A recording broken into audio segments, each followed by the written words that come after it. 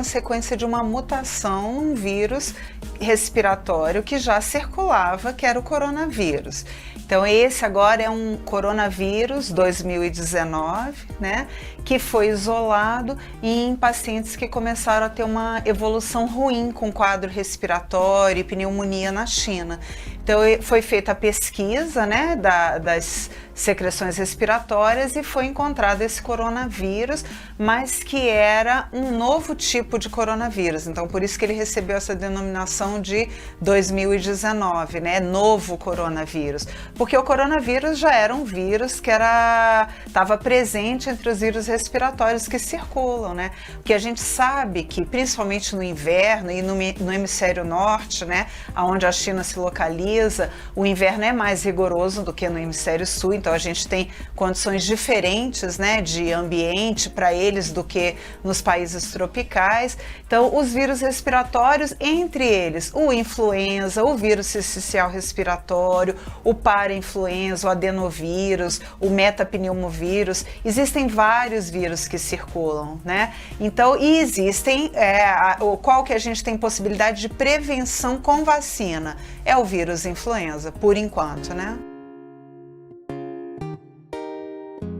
Ele causa uma síndrome gripal, né, que a gente fala, então aqueles sintomas, né, que as pessoas sempre falam, eu estou com uma gripe, na realidade era um resfriado comum.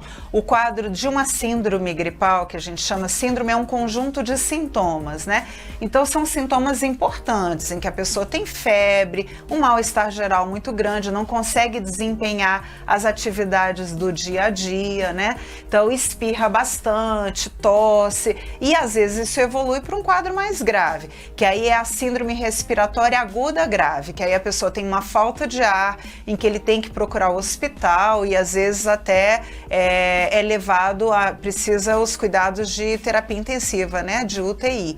Então, assim, os sintomas, eles são semelhantes a todos os vírus respiratórios, né? Quando você é acometido por um vírus, uma infecção no geral, né? Então as pessoas que têm um sistema imunológico funcionando plenamente, eles vão responder melhor àquela infecção.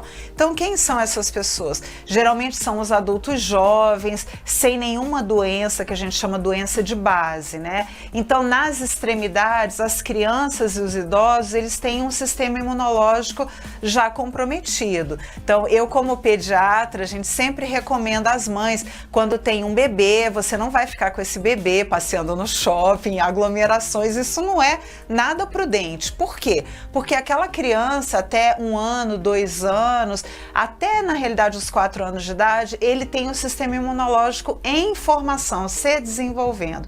E nos idosos, aí você já tem um outro quadro que a gente chama de imunossenescência. O sistema imunológico começa a ter uma diminuição de função.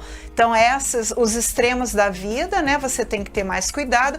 E as pessoas que têm alguma patologia, como por exemplo, alguma doença, como os asmáticos, têm que ter muito cuidado, porque o pulmão dele já não é um pulmão completamente íntegro, né? Ele tem um pulmão inflamado. Então, os pacientes que têm enfisema pulmonar, os grandes fumantes, os doentes com doenças cardiovasculares, esses têm que ter mais cuidado.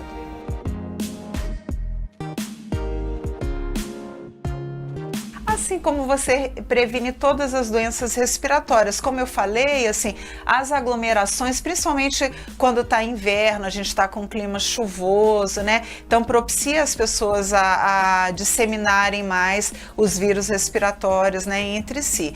Então é mesmo para evitar aglomerações, não precisa ter pânico e de não cumprir a sua agenda, seus compromissos. Se você tem uma viagem de férias que é dentro do Brasil, né, e para a família, não vejo por que, né, isso seja comprometido, mas é isso, evitar as aglomerações com as pessoas que têm uma imunidade comprometida e os cuidados que sempre, lavar as mãos, realmente essa cultura, o ministro da Saúde, os infectologistas que têm dado entrevistas, têm falado isso, o cuidado de lavar as mãos quando você chega na sua casa, quando você vem da rua, quando vai fazer uma refeição, esse é um cuidado muito importante. E também, além de lavar lavar as mãos, lavar o rosto, né? Porque a gente leva as mãos sem perceber, né? Ao rosto, aos olhos, ao nariz, à boca. Então, essa é uma forma de contaminação. A gente na rua abre uma porta, tem contato, né? Cumprimenta as pessoas. Então, sempre fazer isso. Se você está na rua,